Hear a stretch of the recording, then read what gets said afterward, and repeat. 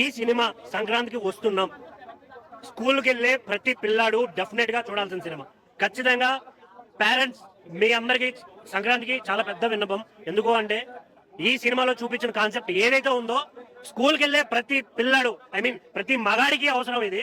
Even teachers గురించి తెలుసుకో, teachers గురించి వాళ్ళు చూపించిన పాయింట్ ఏదైతే ఉందో అది చిన్నప్పటి నుంచి మనం నేర్చుకోవాలి. సంస్కారం అనేది పెళ్ళైన తర్వాత ఆ అబ్బాయికి వైఫ్ తో కావచ్చు వచ్చే ప్రాబ్లమ్స్ ని ఎలా తట్టుకోవాలి. ఏదో ఒక డైలాగ్ ఉంటుంది సినిమాలో, మంచి డైలాగ్,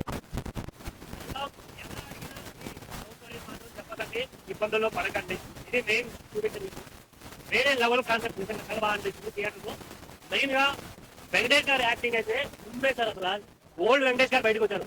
ఏం లుక్స్ పోయా అసలు. ఆయనకి 60+ ఉన్నాడు అంటే అసలు నమ్మబుద్ధి కావట్లా. ఈ 13 25 అనుకుంటారు థియేటర్ లో. చాలా హ్యాండ్సమ్ అనుకున్నా కనిపించారు. ఇంకొకటి ఐశ్వర్య రాజేష్ గారు అండ్ మన మీనాక్షి చౌదరి గారు, వాళ్ళిద్దరి మధ్య గొడవ సీన్లు, యాక్షన్ ఫైట్స్ చాలా బాగా అనిపిస్తుంది. వీటన్నిటి నడుమ ఒక్కడే ఫస్ట్ హాఫ్ మొత్తం హోల్డ్ చేశాడు ఒక బుక్రోడు. ఉమ్మేశాడు అసలు.